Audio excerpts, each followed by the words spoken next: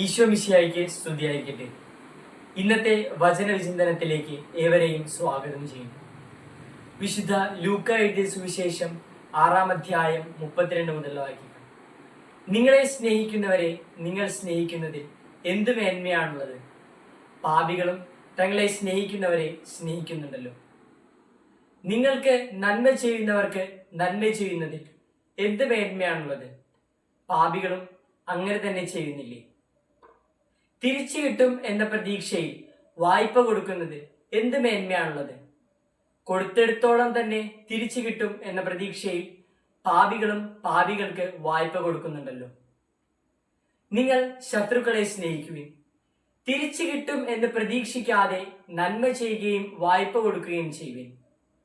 അപ്പോൾ നിങ്ങളുടെ പ്രതിഫലം വലുതായിരിക്കും. നിങ്ങൾ അത്യുന്നതന്റെ പുത്രന്മാരെന്ന് വിളിക്കപ്പെടുകയും ചെയ്യും. ശത്രുക്കളെ സ്നേഹിക്കുവിൻ എന്നാണ് ഈശോനാഥൻ നമ്മെ പഠിപ്പിക്കുന്നത്. മാനുഷികമായി ചിന്തിച്ചാൽ ഇത് എളുപ്പമുള്ള ഒരു കാര്യമല്ല.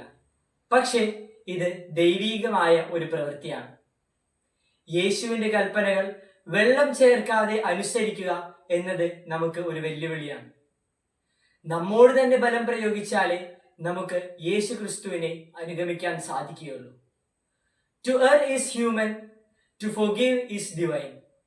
തെറ്റു ചെയ്യുക എന്നത് തികച്ചും മാനുഷികമാണ്, എന്നാൽ അത് ക്ഷമിക്കുക എന്നത് ദൈവീകമാണ് എന്ന് പ്രശസ്ത ആംഗലേയ കവി അലക്സാണ്ടർ പോപ്പ് നമ്മെ പഠിപ്പിക്കുന്നു.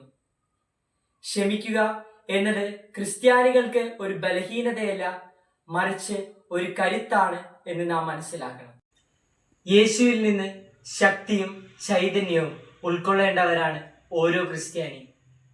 യേശുവിൻ്റെ ക്ഷമിക്കുന്ന സ്നേഹത്തിന് ജീവിതം കൊണ്ട് മാതൃക നൽകിയ ഒരുപാട് ഉദാഹരണങ്ങൾ ചരിത്രത്തിൽ നമുക്ക് കാണാൻ സാധിക്കും. തൻ്റെ നെഞ്ചിലേക്ക് വെടിയുതിർത്ത് തന്നെ കൊല്ലാൻ ശ്രമിച്ചവനോട് ക്ഷമിച്ച വിശുദ്ധ ജോൺ പോൾ രണ്ടാമൻ മാർപ്പാപ്പയും, തനിക്ക് അനുഭവിക്കേണ്ടി വന്ന അവഹേളനങ്ങളെല്ലാം ദൈവത്തിനു വേണ്ടി ഏറ്റെടുത്ത വിശുദ്ധ മദർ തെരേസയും, വാഴ്ത്തപ്പെട്ട സിസ്റ്റർ റാണി മരിയയുടെ മരണത്തിന് കാരണമായവനോട് ക്ഷമിച്ച് അനുഗ്രഹിച്ച സിസ്റ്ററിന്റെ അമ്മയും, വിദേശ മിഷണറിയായ ഗ്രഹാം സ്റ്റെയിനെയും അദ്ദേഹത്തിന്റെ മക്കളെയും ചുട്ടുകൊന്നവരോട് ക്ഷമിച്ച ഗ്രഹാം സ്റ്റെയിന്റെ ഭാര്യയുമെല്ലാം യേശുക്രിസ്തുവിന്റെ ക്ഷമിക്കുന്ന സ്നേഹത്തിന്റെ ഉദാത്തമായ മാതൃകകളാണ്. കാൽവരിയിൽ നമുക്കായി ജീവാർപ്പണം ചെയ്ത യേശുക്രിസ്തുവിനെ ധ്യാനിച്ച് നമുക്ക് പ്രാർത്ഥിക്കാം. പിതാവേ, ഇവർ ചെയ്യുന്നത് എന്തെന്ന് ഇവരറിയുന്നില്ല, ഇവരോട് ക്ഷമിക്കണമേ എന്ന് പ്രാർത്ഥിച്ച ഈശോനാഥന്റെ മാതൃക സ്വീകരിച്ചുകൊണ്ട് വാക്കിലും പ്രവൃത്തിയിലും ക്രിസ്തുവിന് സാക്ഷ്യം വഹിക്കുന്നവരായി നമുക്ക് ജീവിക്കാം. അതിനായി ദൈവം നമ്മെ അനുഗ്രഹിക്കട്ടെ. ആമേൻ.